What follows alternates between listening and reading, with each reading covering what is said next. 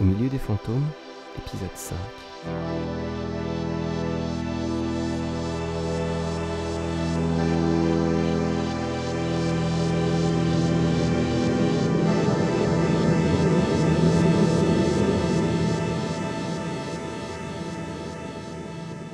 Gus rompt les scellés de la porte de l'appartement d'Archibald. À l'intérieur, le sang a été nettoyé, mais l'odeur persiste. Il ouvre la fenêtre pour aérer. Le scientifique est déjà passé. Son téléphone vibre. Un SMS d'Elia. Retrouve-moi chez Archibald. Maintenant. Ah, le carnet a parlé. Il s'approche du bureau et allume l'ordinateur. Le temps que la machine démarre, il va dans la chambre, regarde la moquette fraîchement lessivée. Une trace de chaussure sur la porte. Pointure 44 sûrement. Le chambranle est fracturé. Mais pas la porte de l'appartement. Ni aucune des fenêtres. Comment est-ce qu'il est entré? Pourquoi défoncer cette porte-là? Une intimidation qui aurait mal tourné? 2 balles ont été tirées, les douilles ramassées. Attendre l'analyse d'une trace de chaussure a-t-il un sens? Gus? Ah, t'es là. T'as fait vite.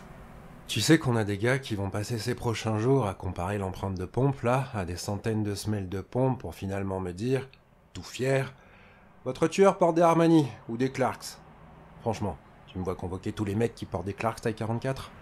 Ok. Ça va? Ça va. J'étais venu fouiller un peu l'ordi avant que les gars, d'autres, pas ceux des pompes, viennent le prendre pour le désosser. Et toi? Écoute, je sais que j'aurais dû... Oui, mais le carnet, tout ça, on va pas s'éterniser sur les détails. Il avait rendez-vous.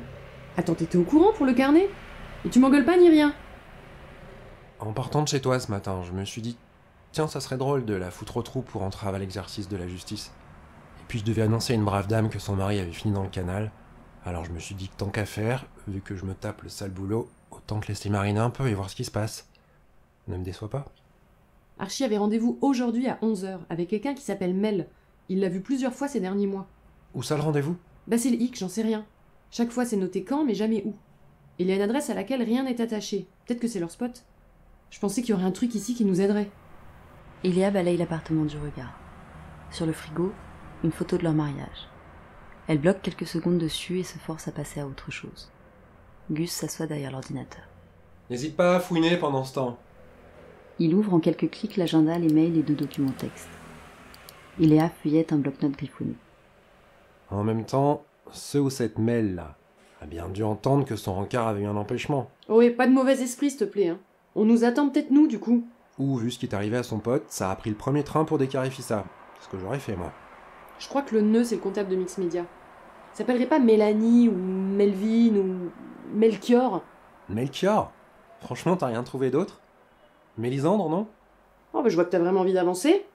La comptable de Mix Media s'appelle Abigail Lehrhardt. Tout le monde lui court après depuis des semaines. Personne ne sait où elle est.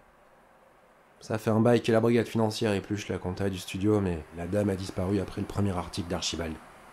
Au lieu de venir nous voir, ce chieur a foutu le feu aux poudres et mis un sacré bordel. C'est pour ça qu'il a été... Ouais, c'est la piste principale. La mort du rédac chef va dans ce sens.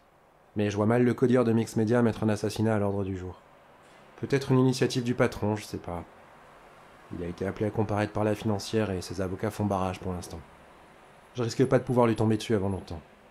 Dans son carnet, Archie a listé des acteurs qui ont eu, genre, des accidents. Tu lisais pas ses articles? Ah non, vraiment pas, non. Il a entre autres accusé le studio de fraude à l'assurance. Et l'assureur, tu sais qui c'est? Oh, sérieux, qu'est-ce que c'est que ce gribouillis? T'as quelque chose?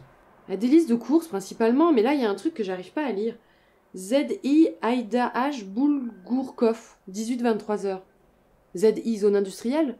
Attends, fais voir. Bulgakov. Hôtel Bulgakov. Oui, c'est un hôtel de passe du quartier russe. Avant, c'est un prénom, et après, les heures d'ouverture, j'imagine. Elia balance le bloc-notes et soupire. Ils ne trouveront rien ici. Rien qu'elle n'ait envie de trouver. Il vaudrait mieux qu'elle laisse la police bosser, qu'elle aille déjeuner avec sa mère et qu'elle suive cette affaire de loin. Du plus loin possible. Sinon, pour l'assureur, j'ai rendez-vous avec Clémence Charcot, je crois. Bon, je vais copier les dossiers qu'il a mis sur le drive. T'aurais pas une clé USB? Sérieux? Tu m'as prise pour Darty? Elle s'appale dans un fauteuil en allumant une cigarette. Debout dans un coin, Archibald la regarde. Elle sait que si elle tourne la tête, Raymond et le chauffeur de taxi seront là aussi. Au milieu des fantômes, épisode 5 sur 14, avec Coralie Huchet, Ségolène Basso-Brusa, Johan Milin, écrit et réalisé par Jérémy Durand, musique par Olivier Gonor, moyen de production JD Carré.